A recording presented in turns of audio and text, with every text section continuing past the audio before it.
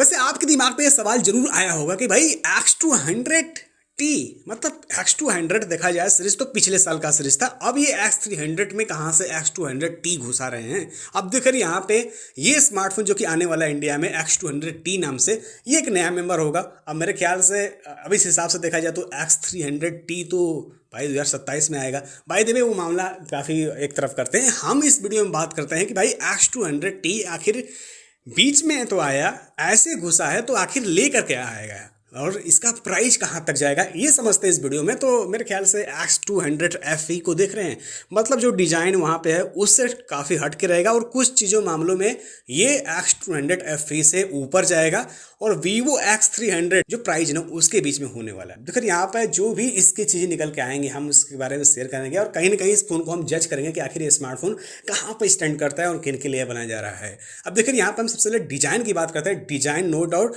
Vivo X300 का याद आएगा। पीछे के साइड से आप कैमरा लेआउट देखते हैं तो आगे के साइड से बिल्कुल बेजललेस फ्लैट डिस्प्ले, पीछे के साइड से फाइबर ग्लास मिलेगा, मेटल का फ्रेम देखने को पक्का मिलेगा क्योंकि भाई इस प्राइस सेगमेंट में तो ये पहचान होता है भाई प्रीमियमनेस की।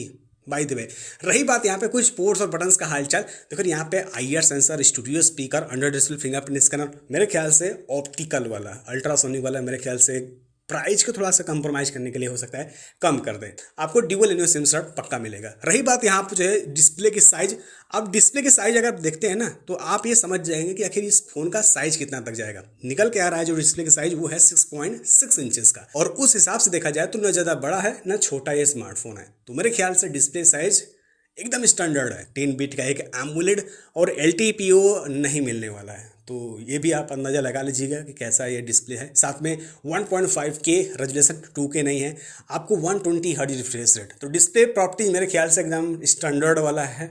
मिड रेंज से भी प्लस जो आता है स्मार्टफोन वहाँ पे स्टैंड आउट करता है इसका डिस्प्ले और उस हिसाब से देखा जाए तो मेरे ख्याल से बढ़िया डिस्प्ले है। तो डिस्प्ले को हम एक तरफ करते हैं, डिस्प्ले अकॉर्डिंग टू प्राइस बिल्कुल फिट है। और रही बात मेरे बारे में या फिर मेरे समझाने का तरीका या फिर कुछ भी आपको पसंद आ रहा है तो प्लीज़ यार चैनल सब्सक्राइब कीजिएगा, बेल आइकन जरूर दबाइएगा। रही बात यहाँ पर जो है इसके अब परफॉर्मेंस को लेकर, स्नैपड्रैगन का नहीं, यहाँ पे मीडियाटेक के साथ लोग जाएंगे। मीडियाटेक डायमेंसिटी 9400 ये पिछले साल का फ्लैगशिप है और मेरे ख्याल से बहुत बढ़िया चिपसेट है। अकॉर्डिंग टू प्राइस जो भी लगाया जा रहा है इस फोन में उसके हिसाब से बढ़िया परफॉर्मेंस लाइक गेमिंग, मल्टीटास्किंग, हर वो चीज़ें ये स्मार्टफोन आपका अच्छे मक्खन की तरह निकाल कर देने वाला है। तो परफॉर्मेंस वाइज बिल्कुल भी डाउट मत कीजिएगा, इस स्मार्टफोन पे निराश नहीं होंगे। रही बात यहाँ पर जो है रैम रोम टाइप, ये भी कॉम्बिनेशन बिल्कुल लेटेस्ट वाला है। LPDDR 5X रैम टाइप यानी फर्स्ट 4.1 और वेरिएंट की बात की जाए तो मैंने एक जगह पढ़ा 12GB 512GB वाला वेरिएंट आपको मिलेगा भाई। वैसे देखा जाए तो और भी कई सारे आएंगे लेकिन रैम रोम टाइप काफ़ी जरूरी होता है ना, जो कि बढ़िया है कॉम्बिनेशन। 5X एंड फर्स्ट 4.0 जो कि आपकी मल्टीटास्किंग काफ़ी बेहतरीन स्मूथ बनाएगा। तो मेरे ख्याल से ये कॉम्बिनेशन लेटेस्ट है, यहाँ भी आप निराश मत रहिए। रही बात यहाँ पे OS और OS अपडेट पॉलिसी, अब आपके दिमाग में कहीं ना कहीं चल रहा होगा कि भाई X200 पिछले साल का था, अब ये X200 है तो क्या एंड्रॉयड 15 के साथ आएगा?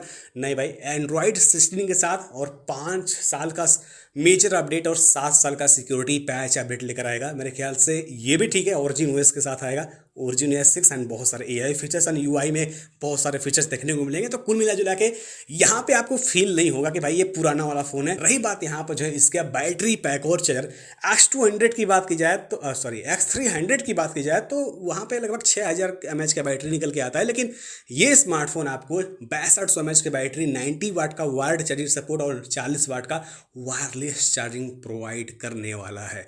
तो मेरे ख्याल से यहाँ पे बैटरी आपके कम से कम 1.5 दिन तो पक्का चलने वाला है। अगर मिनिमल यूजर्स हैं तो आपके लिए 2 दिन, और वायरलेस चार्जिंग मेरे ख्याल से चुचलापन नहीं हो, वही मोटरोला की जैसा कि भाई 15 वाट 20 वाट नहीं भाई, यहाँ पे 40 वाट है, जो कि अच्छी बात है, जो कि इस फोन में देखने को मिल रहा है।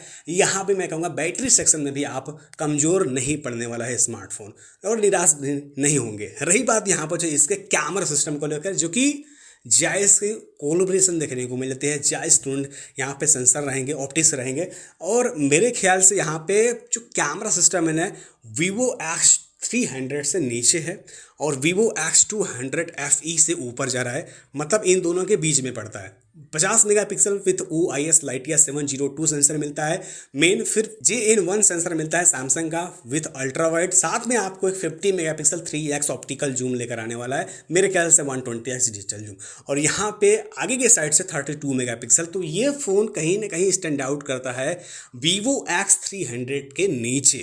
अब IP रेटिंग की बात करते हैं तो IP69 तक की रेटिंग देखने को मिलेगी और BT वर्जन 5.4 NFC Wi-Fi 7 का सपोर्ट और USB जनरेशन 2 वाला मिलेगा। तो मेरे ख्याल से इस फ़ोन के बारे में पूरी जानकारी हो चुकी है। अब इस फ़ोन को हम एक तरफ करते हैं, बात करते हैं इसके मेन पॉइंट, वो है इसका प्राइस कितना तक जाएगा। वैसे आप कितना तक सोचे हैं, मतलब जो भी सोचे हों उसमें आप ना 2-3 हज़ार रुपये आप जोड़ दीजिए, और क्योंकि भाई रैम कास्ट वगैरह जुड़ चुके हैं। तो फिर यहाँ पे मेरे ख्याल से स्मार्टफोन का प्राइस 57-58 हज़ार रुपये में मिलने वाला है। या फिर कहूँ मेरे ख्याल से ये स्मार्टफोन का प्राइस 60 के ऊपर भी जा सकता है, बट 70 क्या प्लस नहीं होगा मेरे ख्याल से। वैसे आप क्या सोचना है कमेंट बॉक्स में जरूर लिखिएगा। और मेरे हिसाब से स्मार्टफोन बस जनवरी लास्ट जाते जाते इंडिया में पधारने वाला है।